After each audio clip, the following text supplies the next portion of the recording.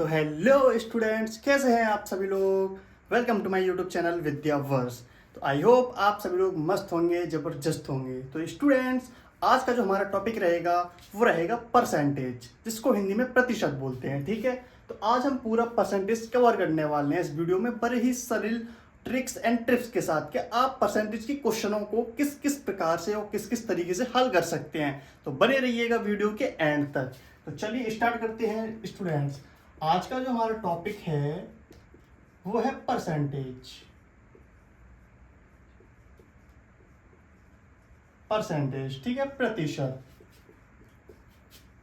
प्रतिशत का चिन्ह आप सभी लोगों को पता होगा, इस तरीके से प्रतिशत का चिन्ह होता है। ठीक है स्टूडेंट्स, तो आज का जो हमारा टॉपिक रहेगा वो रहेगा परसेंटेज।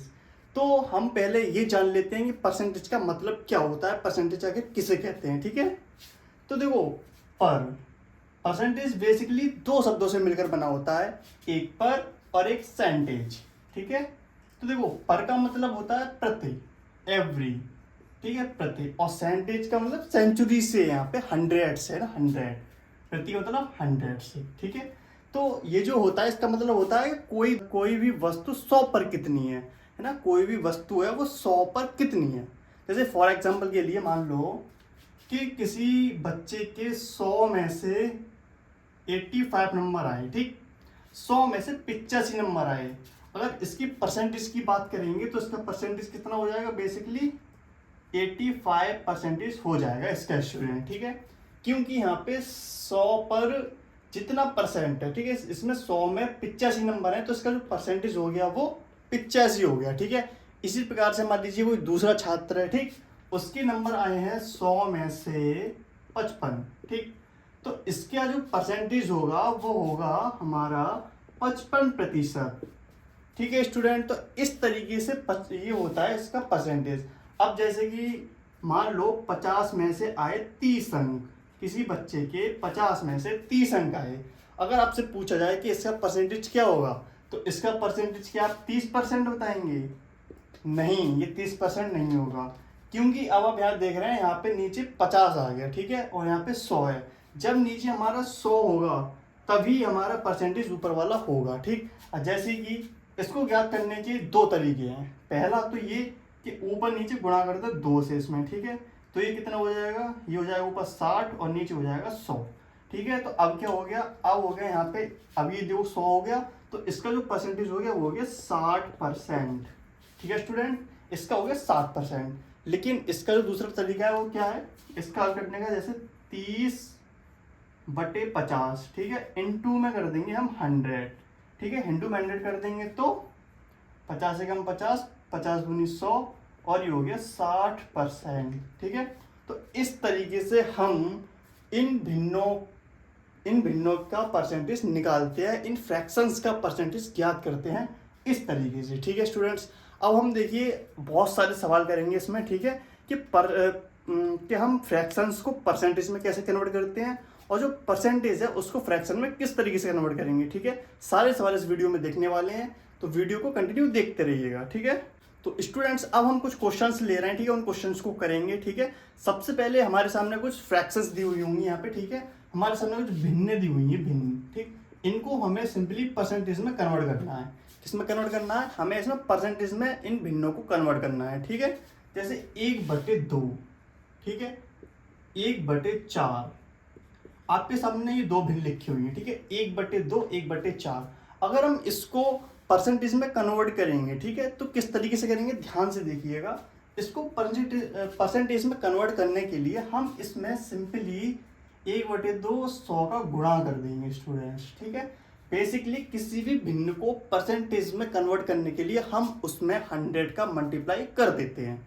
ठीक है, अब इसमें हमने 100 का मल्टीप्लाई कर दिया, तो ये देखो 2 1 2 और ये चला जाएगा 50। ठीक है, तो ये बेसिकली आपका हो जाएगा 50%। ठीक है, 1/2 का जो परसेंट निकल के आया वो 50% निकल के आया इस तरीके से। ठीक है, अब दूसरा जो क्वेश्चन है इसको हल करेंगे, तो देखो 1/4, फिर से हम इसमें 100 का मल्टीप्लाई कर देंगे।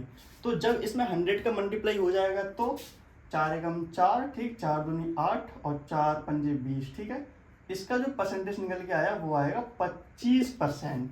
ठीक है स्टूडेंट, इस प्रकार से हमने 1/4 इस भिन्न को हमने परसेंटेज रूप में कन्वर्ट कर लिया, ठीक है। और क्वेश्चंस देखते हैं हम इसी प्रकार से, जैसे है 3/4 और अगला क्वेश्चन ले लेते हैं हम 1/5, ठीक।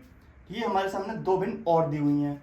अब इन भिन्नों को भी हम क्या करेंगे, परसेंटेज में कन्वर्ट करेंगे, ठीक। तो परसेंटेज में कन्वर्ट करने के लिए हमने आपको क्या बताया था, किसी भी भिन्न को, ठीक है, किसी भी भिन्न को हम अगर परसेंटेज में कन्वर्ट करते हैं, परसेंटेज में बदलते हैं, तो हम 100 का इसमें क्या कर देते हैं, गुणा, ठीक, 100 का गुणा कर देते हैं। और यहीं अपोजिट अगर हमें प्रतिशत को भिन्न में परिवर्तित करना है, ठीक, भिन्न में, तो हम यहाँ पे 100 का कर देते हैं भाग, ठीक है। आगे बात समझ में। अब इस तरीके के क्वेश्चन हम आगे देखेंगे, ठीक है, आगे हल करेंगे किस तरीके से करते हैं।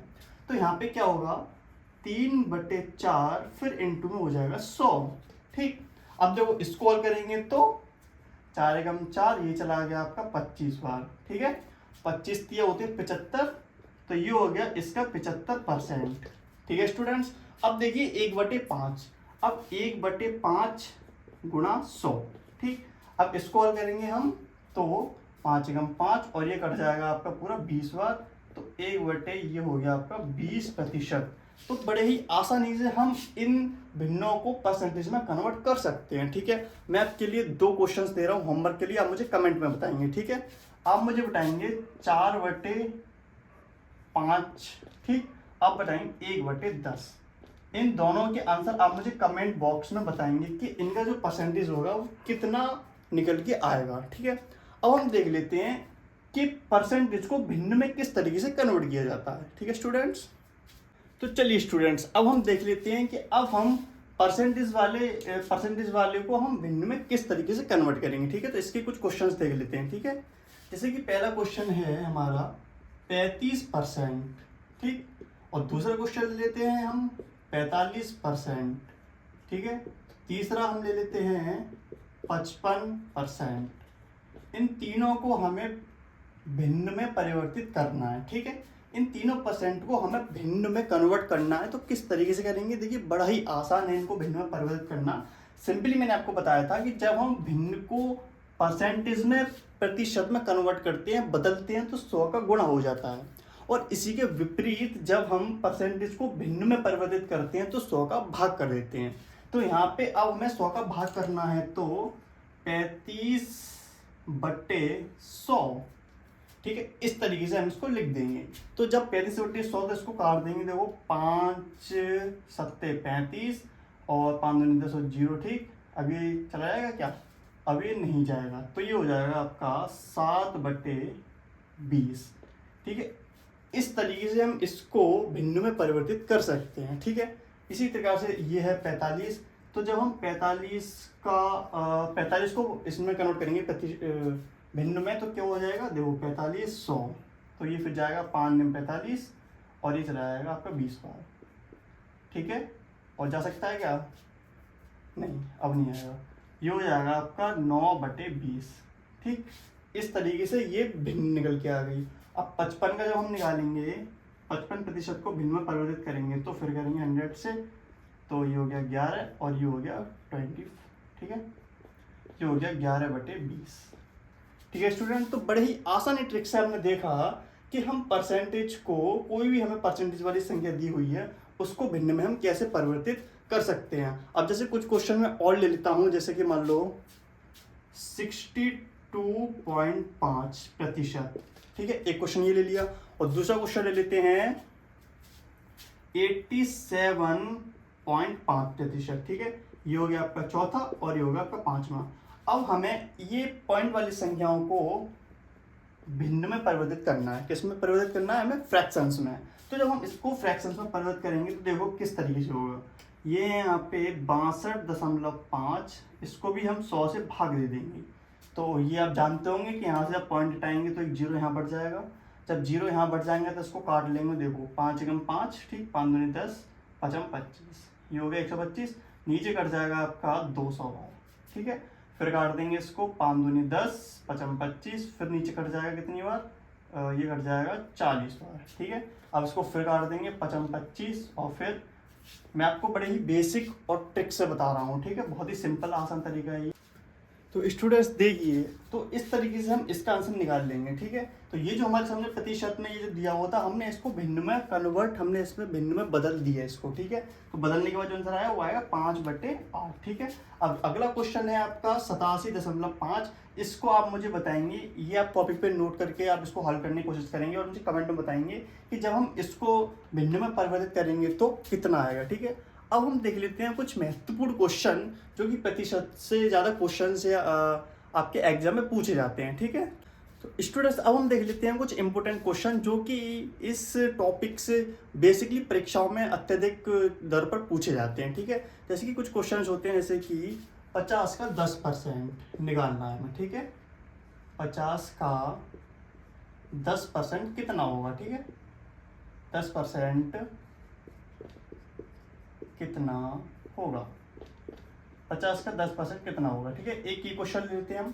दूसरा क्वेश्चन अगर लेने की बात करें तो हम दूसरा क्वेश्चन ले लेते हैं लगभग 80 का 25%, ठीक है। जैसे कि 80 का 25% कितना होगा, हमने अगला क्वेश्चन ये ले लिया, ठीक है।